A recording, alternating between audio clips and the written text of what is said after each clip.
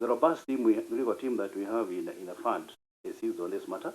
We have not said anywhere here that we are going to to pay the claim as demanded by the Chinese guy. That is better. Yes. And therefore, we are going to have our next board meeting on the 6th, during which the issue again will come. Right. As an agenda item, because it's a live issue. I would strongly advise you.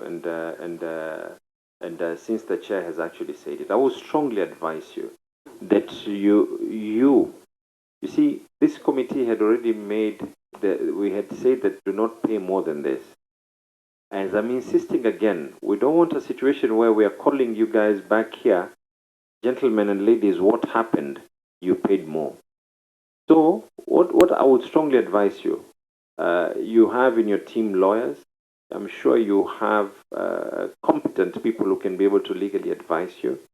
Considering where we are right now, the Public Works has given you this figure, considering that there's now a letter from these people saying that now they're going to end up demanding for more. This committee can actually also call this contractor to be able. And as I said, this matter is not resolved. This matter has just started, because now we were going to start from 1994, what exactly transpired for Hazina itself. The issue of these claims is a different matter. The issue of the claims is a different matter. We do not want, honorable members, the issue of the claims, CEO, and I want you to advise your board as well, is something that is totally different. It is something that was caused by a court process delay of 90-something weeks, where equipment was lying there and everything. We do not want now to end up getting another court case on top of something that we have already lost money. So that is our only advice to you, that seek legal advice. We have already told you our position.